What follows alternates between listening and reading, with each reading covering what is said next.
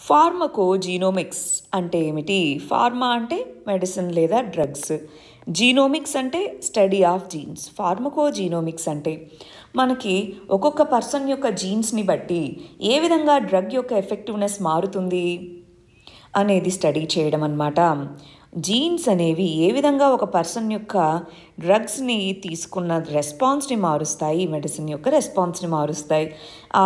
ఆ ఏరియానే ఫార్మకోజీనోమిక్స్ అంటారు. అంటే మన యొక్క జీనోమ్ని బట్టి మన డ్రగ్స్ని తయారు చేసుకోవచ్చా? అంటే ఒక వ్యక్తి జెనెటిక్ మెటీరియల్ ఇది, సో దానికి తగ్గట్టుగా ఆ వ్యక్తికి మెడిసిన్ కావాలి. దాన్నే ప్రెసిషన్ మెడిసిన్ అంటారు, కస్టమైజ్డ్ మెడిసిన్ అని కూడా పిలుస్తారనమాట. ఇది ఒక్కొక్కరికి కస్టమైజ్డ్గా చేసే మెడికల్ ట్రీట్మెంట్గా పిలుస్తాము. ఫార్మకోజీనోమిక్స్ ఓవరాల్గా డిఎన్ఏ ఏ విధంగా డ్రగ్స్కి రెస్పాండ్ అవుతుంది అనేది చూస్తుంది.